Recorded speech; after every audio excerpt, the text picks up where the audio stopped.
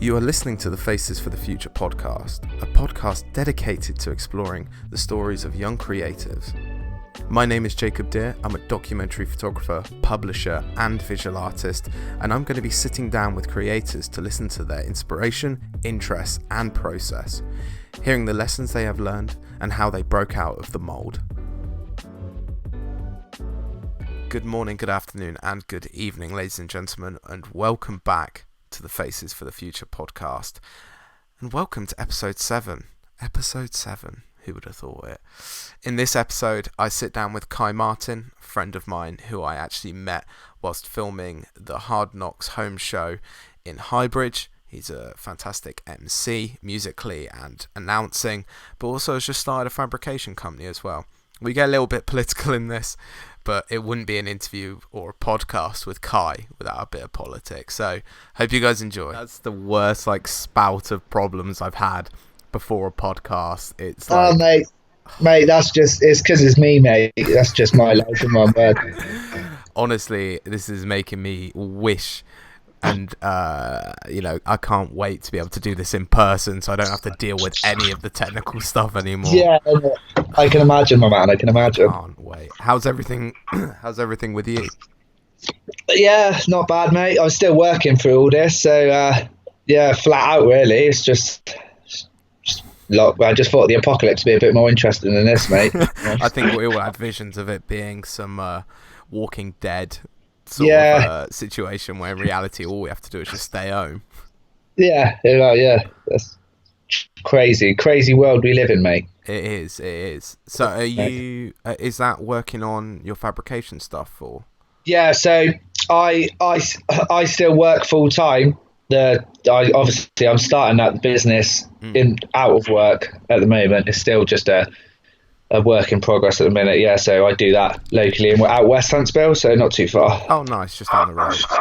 Yeah. So good. Monday to Friday there. I suppose it must be quite nice having something to keep you busy in these times. Yeah, mate, I couldn't imagine having to be at home every day. Like I'd struggle majorly with that if I had to do that. Yeah, there's this feeling of sort of entrapment. Yeah. For me, as I've mentioned before on different podcasts, I seem to talk about it a lot. But I had back surgery just before the lockdown began, so I was already sort of in quarantine, in recovery anyway. Yeah. And then how's that going? How's your back now? Is it better? Yeah, I'm pretty much fully healed now. I'm taking it as I'm fully healed. So I'm back to running, back to just sort of daily activities again. So trying to do as much running as possible, keep on top of things.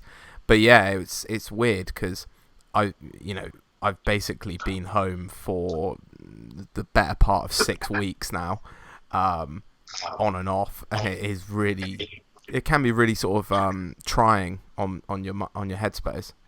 Yeah, definitely, 100%. Hopefully we'll be out of it soon, though. Fingers crossed. Yeah, I don't think we went about it the right way at the beginning, but no, 100%, mate. I'm sure 100%. I'm sure we'll get into that. We will. Good. So, obviously, to everyone listening and or watching the podcast, me and Kai, when did we met? Well, I think it was Hardknox, wasn't it? Yeah, it would have been. I think it was the first home show, wasn't it? I believe so. What's that? It must be nearly 3 years ago now. God, yeah. 2017, I think it was. Yeah, well, we've done. I think our next show's our 10th one, so. Got to do something for that. That's a big anniversary. Yeah. Oh yes, definitely. But so I met Kai at Hardknox, and Kai does sort of MCing. Would that be fair to say? Yeah. Boxing MC. Yeah. Got roped into it. Never done it before that show. Love it now, like. I was going to say you're obviously really good at it. Yeah, I seem to be. Yeah, they've invited me back, so I've got to be. Definitely a new thing. Yeah, it's good fun. I love it. I do love it. Good fun. Is it something that you're still doing outside of Hardknox? I've done a couple shows in Bridgewater, but yeah, mainly just do it for Hardknox. Just obviously with Bobby being a good mate, it's just helping him out, bit of extra pennies for me, good night out. So yeah. Yeah, definitely. I think Hardknox has that sort of that pull, that allure, to it, in the sense of like everyone seems to get pulled, especially to Bobby and Harry. Yeah, it's a proper family thing, man. They're doing good things, those two. It really deserve a lot of credit, like. Definitely. But you do a bit of music on the side, because I've actually photographed yourself. Where was it? I think it was the Pier in Burnham. Shout out the Pier pub if anyone's ever been in there. A drum and bass event. Yeah, so that's basically that's where like the MCing started. When I was about 17, 18. I've never took it too seriously, but I've always been a massive drum and bass fan, and I'm a terrible DJ. So MCing was the only sort of where I could go into it. But again, I've only really done it locally for local events and stuff. But yeah, I love it. I love it. There's nothing better than being on stage, right? Honestly, I drum and bass isn't my sort of cup of tea personally, but photographing that event, I have to admit there was an element that I really got into, actually, in the sense of everyone's just having a good time. Yeah. And it's so good to see, like, everyone's just having a party. Yeah, no, there is. I mean, drum and bass is it's got its good side, it's got its bad side, but yeah, most of the time locally, it's usually a good vibe. Like there's a lot of talented DJs and MCs in the area, so it's always of a high quality sort of thing. But yeah, for sure, it's good. It's good, yeah. Have you ever thought about taking it outside of Burnham? I mean, I've done a few gigs in Western, Bristol, and stuff, but it's just I don't know. It just doesn't. Like going to Bristol for a 4 a.m. set, like it just, I'm getting a bit older now. I just can't. It's just one of those sort of things. Definitely 4 a.m. is more like the time I get out of bed rather than going to bed. Yeah, exactly. But yeah, no, I just do it. It's more of just a local thing. Just no.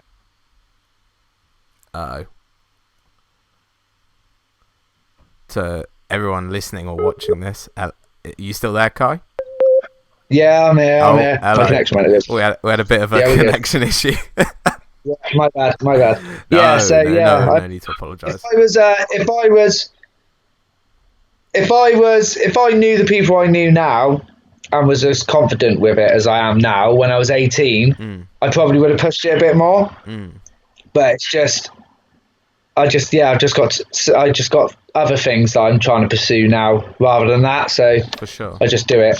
Like I do it just like I said, for certain people's events with certain DJs and that. So yeah, it's almost I quite like my sort of subgenre of drum and bass is quite. I wouldn't say niche, but not everyone DJs and MCs it, so it's a bit more laid back, a bit more chilled, whereas like a lot of people's first perception of drum and bass is just non-stop sort of thing. So yeah, but I do enjoy it. I do love it. I've done a couple festivals and that, and you used to throw our own events and stuff. So yeah, definitely, it's good. Yeah, it's good. I noticed you were doing a bit of writing whilst in lockdown, haven't you? I have got the notepad out, but it's just one of those things. Like I've always been terrible at sitting down and writing lyrics. It's more of just spontaneous. When I got the mic in my hand, I just kind of just go with whatever I'm kind of thinking. If you know what I mean. Off the top of the head. I've never really written. Like tracks and bars. Like I've got some obviously that over the years, because I mean I've been doing it over 10 years now, but yeah, it's not really. I'm not like a Big Smoking Joe that can write an album and just like put it out. Like he's like a genius. Like I don't work like that sort of thing. So no, definitely. Shout out to Big Smoking Joe. Actually, he's just got a new album coming out or dropped. Full out now. Check it out. Rapper, like awesome rapper. Yeah, and an amazing bloke as well. Another guy that I met through Hardknox. Yeah. which was sick actually, really sick. Yeah, he's a funny, talented kid as well, man. He's got skills. It's cool. So, with regards to sort of not writing, is that by choice or is there other reasons? Just like I said in the post originally, I was diagnosed with ADHD as a kid. So one of my biggest problems is concentrating on things. So if I sit down to write something, I can't concentrate on it enough to do it, and I'm very superly critical of what I write. So I could write something, be like, yeah, I love that, and then go back to it a couple of days later and be like, oh my god, that's terrible. So it's kind of like, yeah. So I'm not I don't like some people can literally sit there. I've got friends, MCs, who've got notepads full of lyrics they've written over the years. It's just not something that I've ever got right into, if you know what I mean. Yeah, I'm guessing sort of growing up with ADHD must have been difficult anyways with regards to a lot of different tasks. Yeah, it's a nightmare, mate. It's different because it's, I would have been diagnosed with it when I was about 9 or 10, so we're looking at nearly 20 years ago. Yeah. And I was just, it was a new thing back then, and people didn't understand it properly, so I was just deemed as the naughty kid. Whereas nowadays, I know full well, obviously with having friends that are teachers and stuff like that, it isn't looked upon like that. You need to find what that person is interested in and then steer them down that path. Whereas I was just, oh well, you're just loud, hyper sort of thing. Do you know what I mean? It went really. It was totally different how it was looked upon back then. Yeah, that's what I think anyway. Yeah, and I think it's definitely approached in a different manner. Obviously, personally, I've never had ADHD. I don't think I know anyone bar yourself that has got it. It's quite common, but I mean, it's different level. People have it slightly or quite bad, but it's something that a lot of people grow out of as they get older. Whereas I think I have grown out of it to a certain extent, but the concentration part of it is still a massive problem in my life day to day now. You won't find anyone on this planet that is more obsessed with Liverpool Football Club than me. But even I get taken away. I could be watching a game and my concentration slips and I'm on my phone chatting, and I'm even the things that I love, I still struggle to concentrate on it sometimes. Even work, stuff like that, and it's especially with things like work, it looks to people that I'm just, I might be being a bit lazy or something, but it's not. It's just I just drift off and just can't concentrate on things for so long. So, but that's just a battle you got to face, isn't it? Yeah, I think especially with the phones and the computers and everything, especially nowadays. I'm terrible. Sat on Twitter, Jesus. I was going to say, it must be really quite difficult for yourself to not just pick up the phone, because even people that aren't dealing with ADHD, it's a natural thing to do, is to pick up that phone when you have a few minutes where you're not doing anything. Yeah, definitely. There's always something. There's always something to read, or I always, some of the things I end up reading online are just crazy stuff, but it's just get carried away with it, don't you? But definitely, the amount of times I've ended up going down the rabbit hole on YouTube or Instagram, and it's 2 a.m. and you're like, hang on a minute, what am I doing here? Yeah, we've all done that. I know. I did it the other night, actually. I was like, I got to get up at 5, I got to get a run in.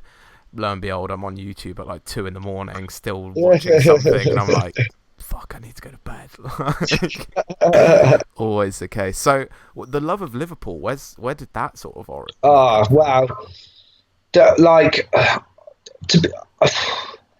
know overly. I grew up playing a lot of football. and I was a quick number 10 striker, and it was when Michael Owen played for Liverpool, and I think it was just a culmination of that sort of thing, and then I absolutely love it.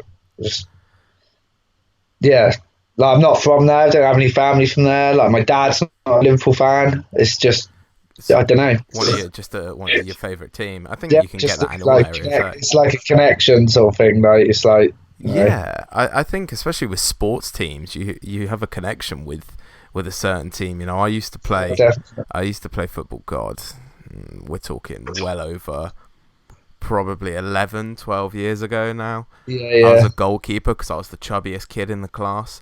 I could cover the most ground. But I used to be an Arsenal supporter. Okay. Yeah, I know I'm going to get a few boos for that nowadays, but... I'm not going to say anything like that. But I think because I was so interested by Thierry Henry as a person, that was like my draw, that allure to the club. Yeah, definitely. Absolutely unbelievable player, mate. It's ridiculous. Do you think sports helped with your ADHD when you were younger? Oh, 100% when I was younger, yeah. Because I just got energy. I just have energy to burn. Just flat. Like, that's all I used to do is play football as a kid. Yeah. I mean, yeah. I just flat out all the time. But that was kind of like, for anyone that doesn't quite understand ADHD. So we'd go out at lunchtime, say, and play football. You know, your body releases kind of like, you know, you get hyped up, don't you? Like playing football. Whereas all the other kids, their brain would naturally release a chemical to calm them down. Whereas my brain doesn't release that chemical. So I would still be bouncing off the walls.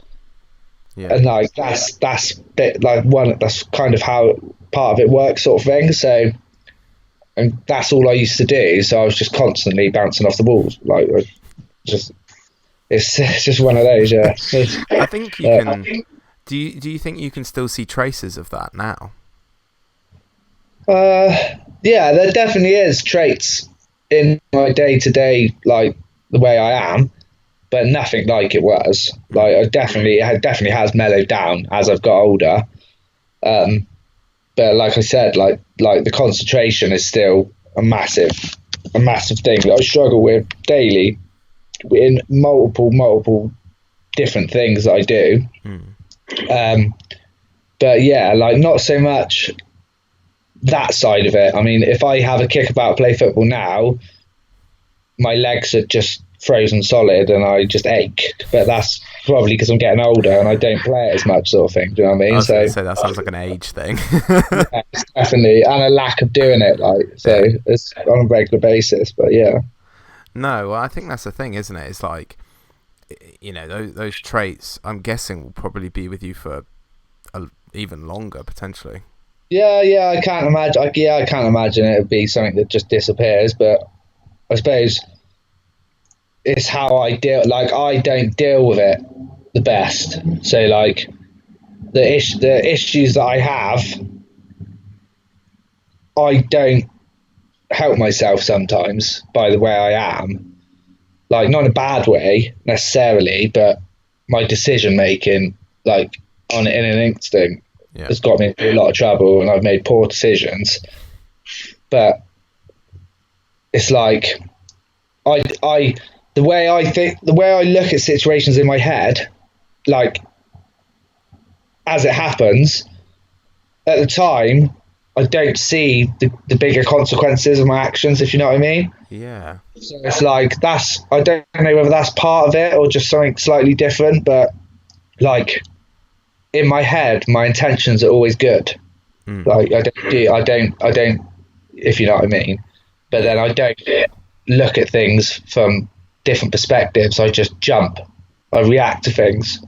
Like, yeah, like this podcast, for instance. Like when you put that post out, I was like, yeah, well up for that. And then as it got closer, I was like, oh my God, I've never done anything like this before in my life. Do you know what I mean? Like, I react to things. I'm like, oh, amazing. Yeah, sound. Yeah. And then like, obviously it doesn't matter because it's having a chat with a mate over Skype. Like, it's not the end of the world, but in a bigger perspective, it can end up being not what I thought it was in situations, and then things go Pete Tong, and then but that's life. Like, that's life. You do learn. Yeah, definitely. And I think the thing, you know, that's really interesting is you're able to sort of identify that within yourself. Yeah, that's something that's took time though. Like, obviously, you know, I'm 29 next month. Well, in about 7 weeks, I'm 29. So it's took quite a while to like realize what the problems are, and trying to combat them, sort of thing. Yeah. But I still make mistakes. Like, you know, I still make mistakes. I still make bad choices, but everyone does. It's just how you deal with them and how you make sure you kind of don't repeat the same ones. Like, I haven't got a problem with making mistakes. Like, that's all part of life. It's learning, isn't it? But when you make the same mistake multiple times, even though you know, like, why am I doing that? But it just kind of seems to happen, and you're just like, so you just got to be on your guard all the time, like, sort of thing in your head, if you know what I mean. Yeah, almost keeping yourself in check. Yeah, definitely. Yeah, 100%. Like, I'm terrible. I need to learn to take a step back from situations, have a breather, think about it, and then go back to it. Whereas I don't. I react. I'm like, rah, rah, rah, rah, rah. And then it just ends up being 10 times worse. And it's like, yeah. So that's definitely something that I need to work on. Yeah, and I think you know, as you said. As we said, like, knowing that is quite key. I think knowing these things that you need to change, like, you know, especially with, you know, for myself, obviously I don't have ADHD, but I have had, you know, or still do have, you know, bouts and fights with mental health on a weekly basis, whether it's depression or anxiety or whatever. I think for a long time, like when I was younger, I don't think I realised it was there. Until until about sort of 2 years ago, when it sort of really like hit like a fucking steam train, took me out. And then from that, I've been learning how to identify it within myself when I'm feeling down, 100%.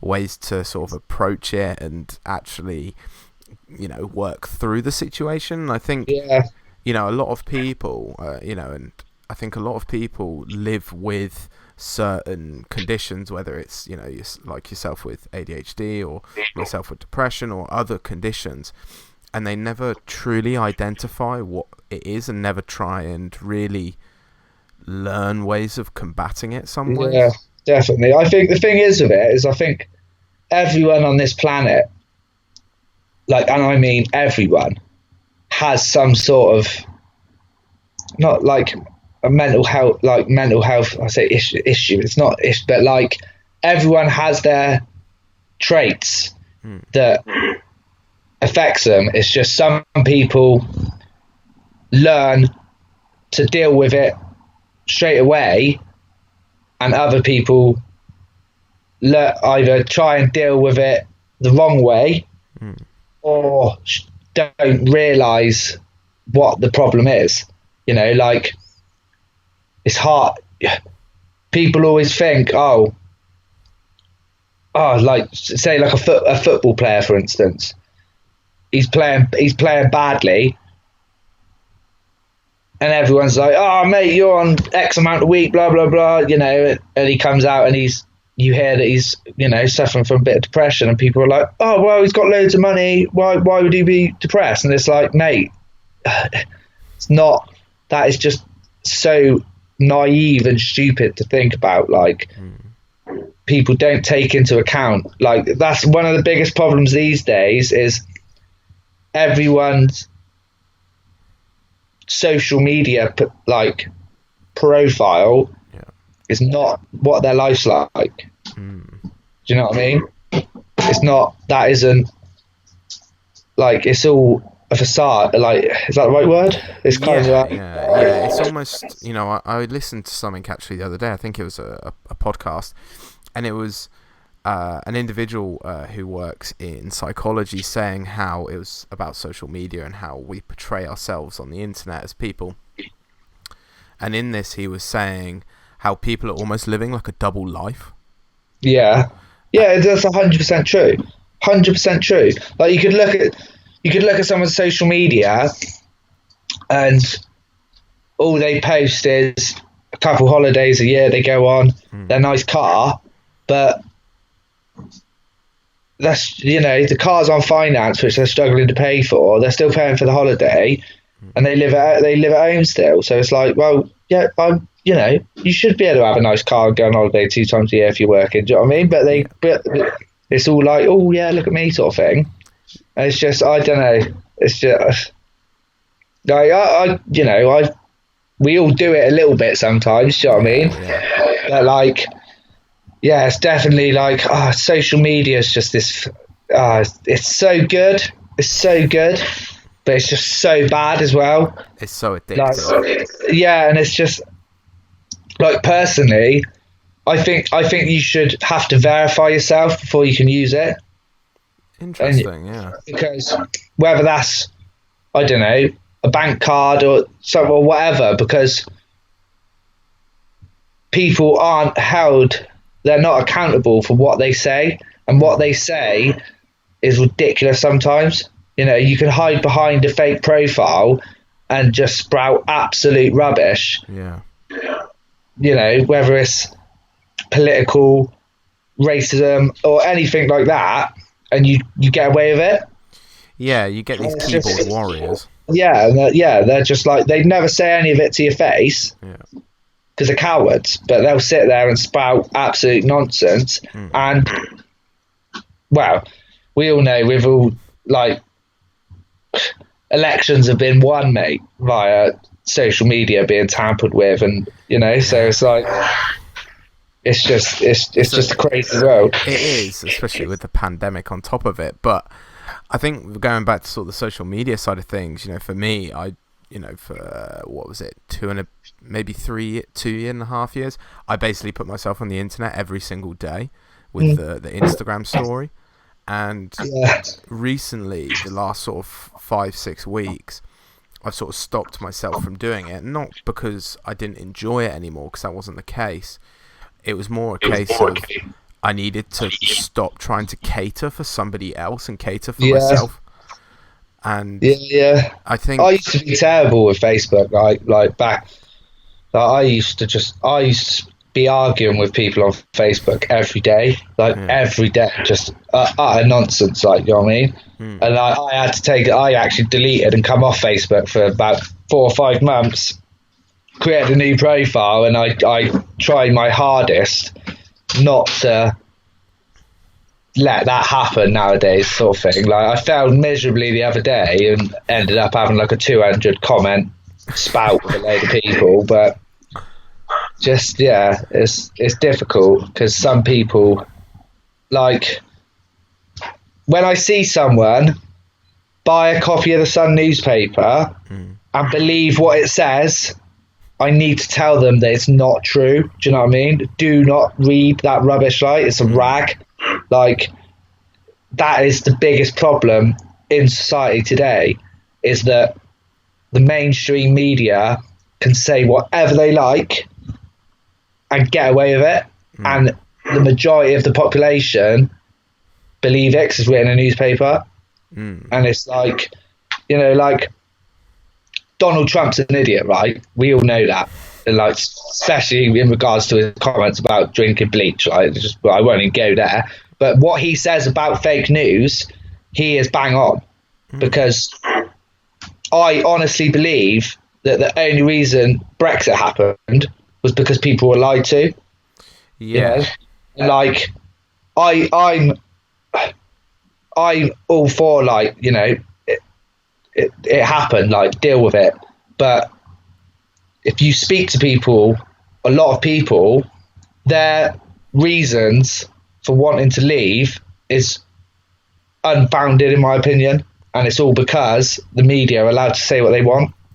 Yeah, I think, there is a real problem with especially large mainstream media being able to twist and turn stories, especially, you know, these what are they called, redhead papers? I can't remember.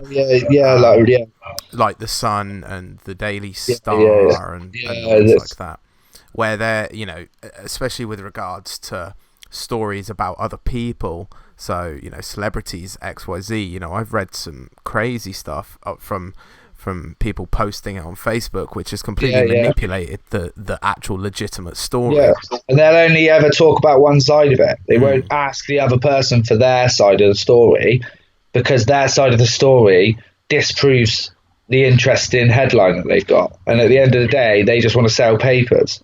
Definitely. And so they're going to put whatever they want, you know. Yeah, so I think for myself, I worked and still kind of work as a photojournalist, which is a little bit different to a journalist. You know, a journalist is obviously written-based, photojournalism is much more photo-based. But working in the industry, you know, much smaller scale papers, like local papers like the Weekly News and the Bridgewater Mercury, actually it is much more accurate reporting. Yeah, because it is actual news. Like they're getting a story and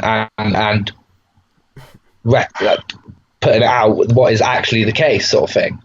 Whereas there's so much stuff, it's just ridiculous. If you go through it through the years, like it's like I think it was the Sun the other day. I seen the front cover of it. Like I never buy it. I wouldn't touch it. Like the only time I touch it is to set it alight. Like I feel like we need to make a picture happen, you and I, with you with a stack of Suns. Yeah, on fire. God. But the headline was, the whole front page was the fact that the pubs aren't going to be opening for X amount of time, which is a load of rubbish anyway, because no one knows how long it's going to be. So it's a load of rubbish anyway. It said like 6 months, and then in a little bubble it said 600 odd dead, and you're like,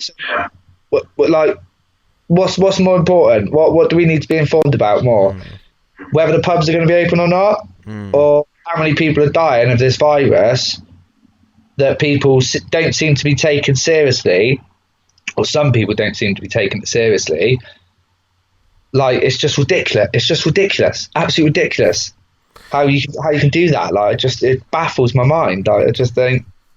Yeah, definitely. I think you know, there's you know, a level of ignorance people are showing towards certain elements of this pandemic, let's say, and they do it in life in general. Some people are like that, but I think with regards to those papers, although I completely agree with you on your point of view, they have an audience, whether that audience is you know, of a certain level or not. They have an audience to cater to. So the question being, I think the question that would have to be asked is, do you take away what that audience wants, or do you feed them something else? It creates this whole other plateau, I suppose. Yeah, agree totally. They know what people want to read. Yeah. They know what's going to catch people's attention. So they do it. Like, and it's also crossed over into sort of, you know, I don't know how much sort of YouTube or that you might watch, but you know, the term clickbaiting has come from the front covers of these papers that use very provocative language to entice people to pick it up and buy it, and then you get people on Facebook and YouTube and other social platforms using a similar system to get retweets and likes and all these. 100%. Oh yeah, definitely. The internet works not a very different way to how people think. Yeah, we could literally talk about the internet all week, I reckon. Yes, we could. It's crazy. It really is. So yourself obviously has what's the best way of describing this? Fairly strong political views? Yeah, I do, but I don't claim to know everything about everything. Do you know what I mean? I just look at it from what I've witnessed in my adult life, and yeah, I do have quite a strong view on stuff.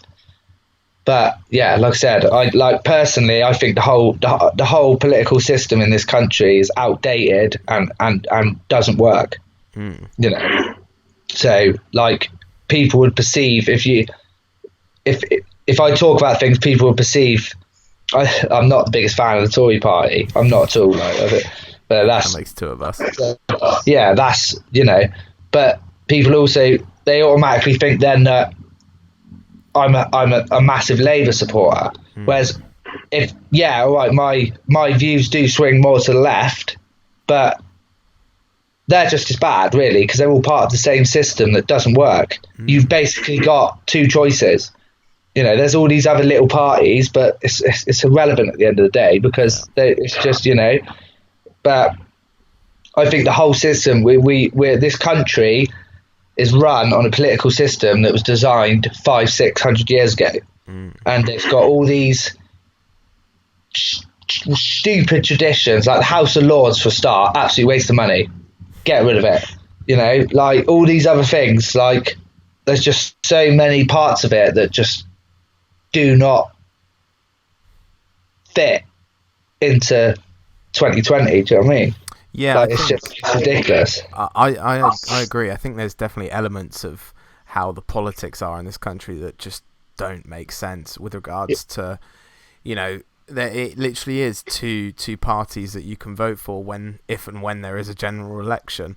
Yeah. And it creates this sort of really difficult dynamic, which I think we saw, a difficult dynamic between people, the public, and I think we really saw that with Brexit. Oh, 100%. 100%. Like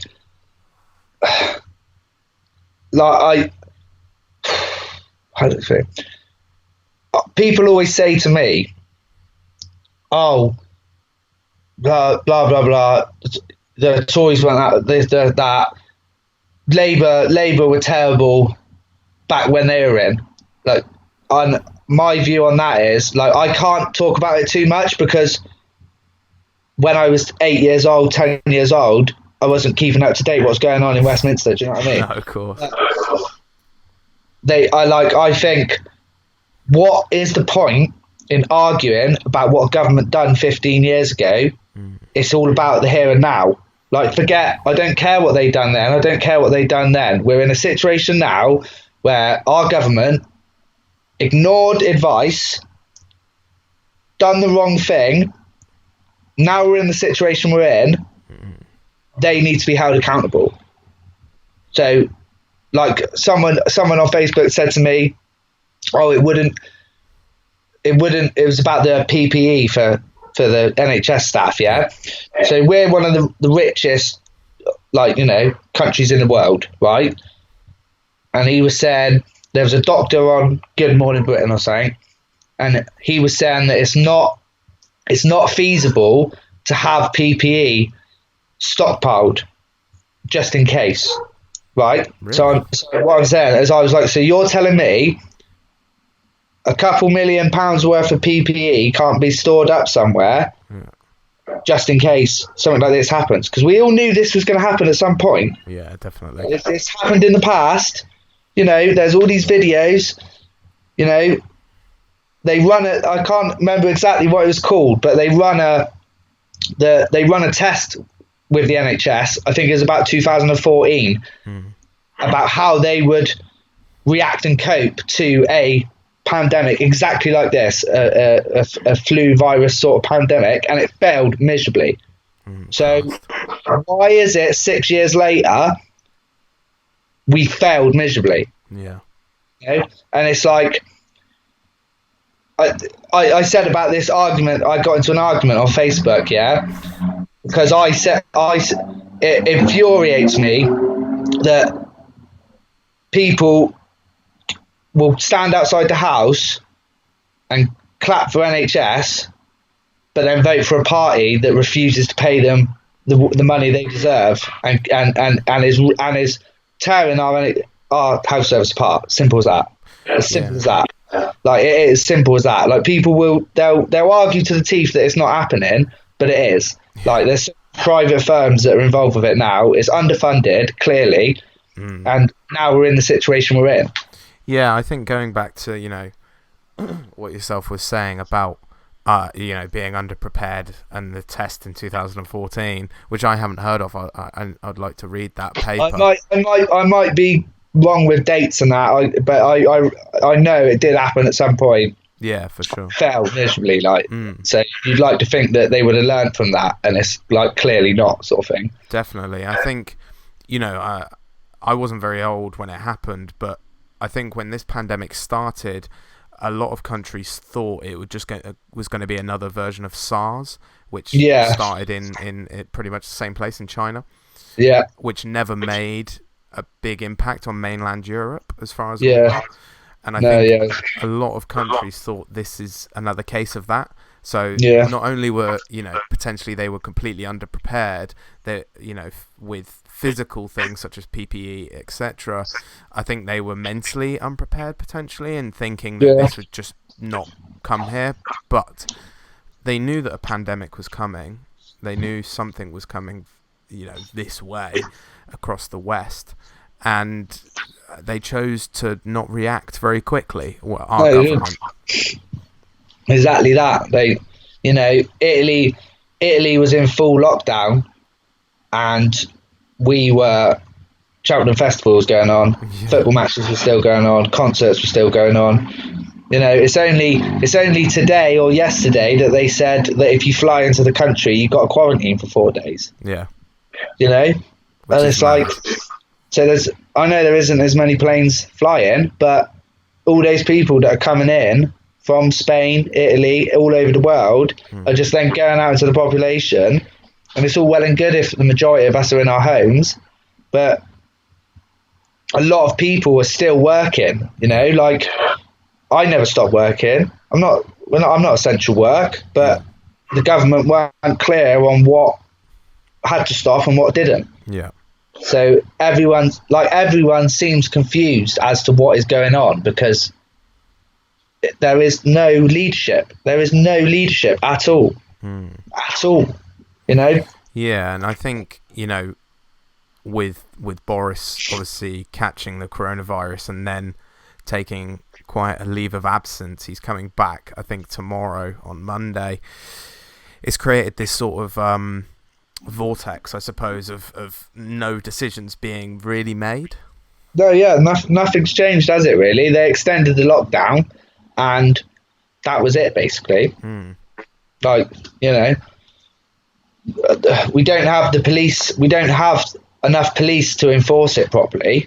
Especially here in the southwest. Yeah, but even all over, like, you know, police numbers have been cut for years, and I dread to think what potentially could happen, because our numbers aren't, you know, people. I've heard on the news that we've hit a peak. Well, I really do hope we have. And it is going to be a downward slope from here, but I don't know. Yeah, I think that's the thing that we're all taking out of this, is the just sheer level of unknown. Yeah, it was unprecedented, isn't it? No one. It's you know, if you'd said to me a couple of years ago that this would happen, everyone would be like, "What are you on about?" Like, but. All those people that were survivalists are now looking back at us and being like, "Well, we told you." Yeah, definitely. But it's just the human race is crazy, mate. Like it was showing like a flu-like virus hits and everyone buys toilet roll. Yeah, what was that about? You know, if it was like a virus that give you the shits, like, I'd understand. You know what I mean? It's like, it's just, I don't know. It's just crazy. We seem to, as humans, have this level of panic that we don't. I think it's actually, who was I speaking to? I can't quite remember. I think it was somebody I spoke to, and we were saying how it's almost like prehistoric levels of panic, in the context of that this has been ingrained into us from, you know, we were monkeys, that when something bad happens we must stockpile and we must protect our own. And it's almost like when this pandemic hit the UK and people started bulk buying toilet roll and anti-bac and all these things, I think it triggered something that, you know, comes from hundreds of thousands of years ago in us. Yeah, I agree with that. That's a good shout. It's that at the end of the day, there's X amount of people in this country and we never run out of food, do we? No. There's always food. So if everyone just carried on buying what they usually buy, we're not going to run out of food, are we? Yeah, definitely. So it's like, it's a difficult one because people do panic, but at the same time, isn't it like, it's a weird paradox. It's just a really weird paradox. It is crazy. It's crazy. It is crazy. So, crazy. Moving on from the bulk buy of toilet roll. Yeah. Which I thought I'd never have to say in my life. Yeah, crazy things. Don't, mate. It's madness. You've started doing sort of fabrication outside of normal work. Yeah. So I'm in the process. So it's just slow start at the minute. I've got a few different jobs that I'm doing and I've done, but it's a long term plan and goal to where I want to get with it. But yeah, the end game is that I do have my own little firm, whether it's me on my own or me and a couple people. But that's the kind of the way I want to go with it. I want to be my own boss and do it in my own time frame and do things how I'd like to do. But it's a long term plan because it's quite an expensive thing to start up. A lot of things are quite, definitely. You need to get those certain contracts that are big enough and go on for long enough to warrant getting a unit. And then obviously there's machinery, and it's a slow building process, but I'm just trying to build up a reputation at the moment for doing good work and then just see where it takes me, sort of thing. Yeah, definitely. And I think once you've made that commitment to yourself to be your own boss, I think that's when you sort of take certain level of control of your life back. Yeah, 100%. Like I don't want to have to be starting work at 8 o'clock every day. I want to be able to start a bit later, start a bit earlier, work later, finish earlier. Have the flexibility. Have the flexibility to also do other things in life. Wouldn't everyone? I suppose that's part of it. No, I totally agree. I think, there's definitely a lot of younger people now, sub 30 potentially, that are looking at ways of starting their own businesses, like myself. Photographer, artist, publisher, whatever. I try not to put titles on myself too much, but there's a lot more people that are trying to do that, which is really fantastic to see. That there's obviously a level of motivation in the younger generations as well. Yeah, 100%. I mean, it's. I think it's certain people. You've got to have a certain thing about you to be able to do it, because a lot of people are just happy to just turn up, get paid, go home, and just plod along. Whereas some people are always looking. Like I don't think I'll ever get to a stage where I'm like happy. There'll always be a next step. Yeah, there's always going to be a next step. Like whether I end up making them, I don't know. That's part of the game, isn't it? But I've got to have something to work towards. When I don't have something to work towards, that's when my life starts going Pete Tong, and I start getting myself in a hole, and it's not good. It's not good. Like. And I think starting a business is a way of keeping yourself really busy.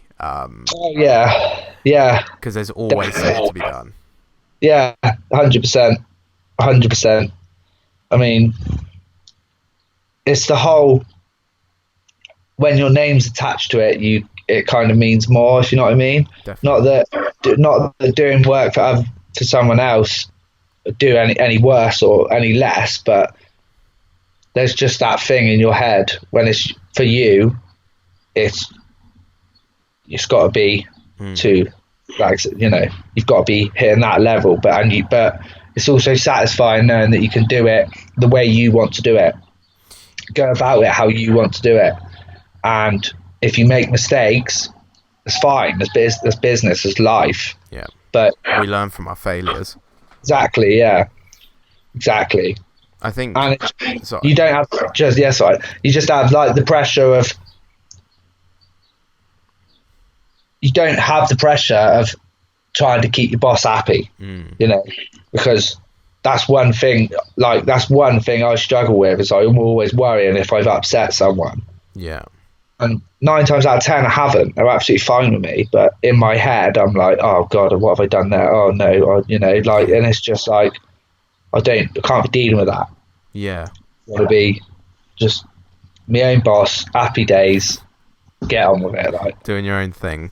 I think there's, you know, especially starting your own business, there's such a level of commitment that you have to make to yourself to actually pull the trigger on it. Yeah, that's what it's like, going back to, you've got to be that certain type of person.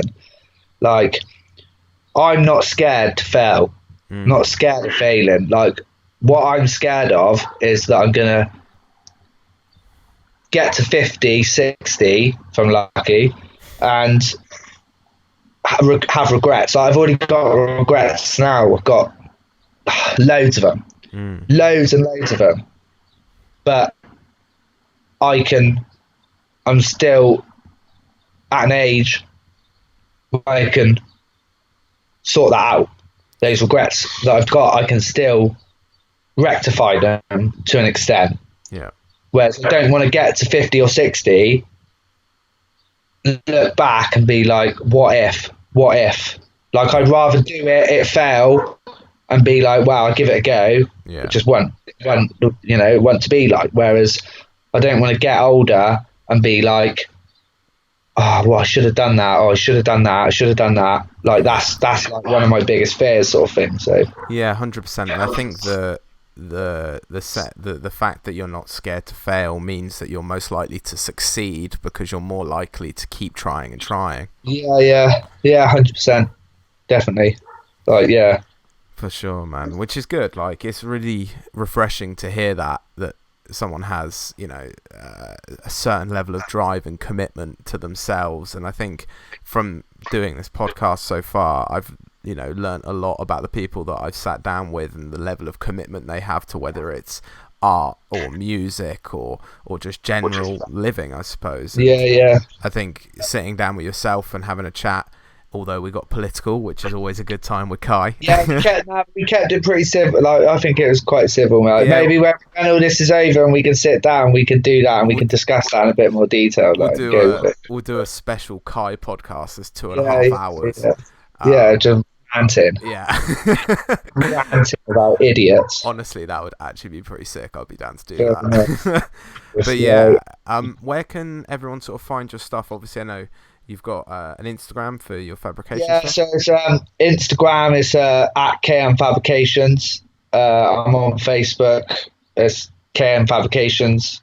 Little red logo, white KM. Like, yeah, there's only little bits and bobs on there at the minute, but that's where you can catch me. I mean, you add me on Facebook. I'm always posting funny stuff on there, you know, sharing silly memes and stuff. I was about to say, the memes are on a whole nother level. Yeah, but like I said, I'm not as active on social media. I try not to be, but I am still quite active on there. So yeah, definitely. So whoever's sort of listening to this or watching this, make sure you go follow Kai. That's KM Fabrications on Facebook and Instagram. They'll be linked down below, whether you're on Spotify or Instagram TV. But yeah, appreciate you coming on, man, and joining me on this episode of the podcast. Yeah, mate, appreciate it. Thanks for having me on. We'll do it again when the apocalypse is over. Yeah, when I don't have to get my crossbow out. Yeah, right. Definitely. 100%. Definitely. Man. Well, look, take care of yourself. I hope everything sort of goes well, and we'll sort something out. Yeah, we'll speak soon, yeah. Definitely, my man. Thank you. Take care. Take it easy. Bye-bye. Bye. So that is it for episode 7 of the Faces for the Future podcast. I want to give a massive thank you to Kai for coming on this episode and sharing some really interesting insight into growing up with ADHD, his political views, and also starting a fabrication company. You can find Kai's Instagram down below. That is KM Fabrications. Whether you're on Spotify, Anchor, or watching this on IGTV, you can go down below and click the link over to his profiles. Whilst you're there, if you could go give us a follow at FFTF Podcast on Instagram would be fantastic and help support this podcast. I hope you guys are enjoying these episodes, and we'll be back very soon.